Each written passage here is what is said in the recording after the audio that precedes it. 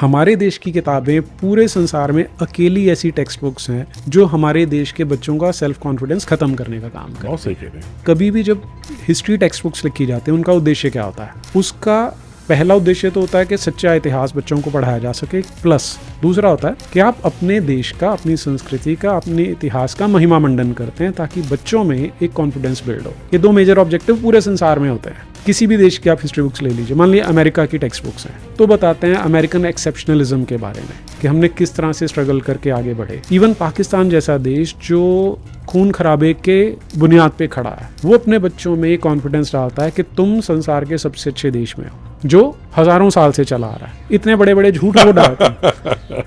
अच्छा जी, अब उनका उद्देश्य क्या है? बच्चों में कॉन्फिडेंस डालना, नैरेटिव बिल्डिंग है। हमारे देश की किताबें पूरे संसार में अकेली ऐसी टेक्स्ट बुक्स हैं जो हमारे देश के बच्चों का सेल्फ कॉन्फिडेंस खत्म करने का काम करती हैं। बहुत सही कह रहे हैं। आत्मगौरव खत्म कर देते हैं, नेशनलिज्म की फीलिंग खत्म कर देते हैं, एक जो सिविलाइजेशनल प्राइड है वो खत्म कर देते हैं। बहुत सही कहा आपने।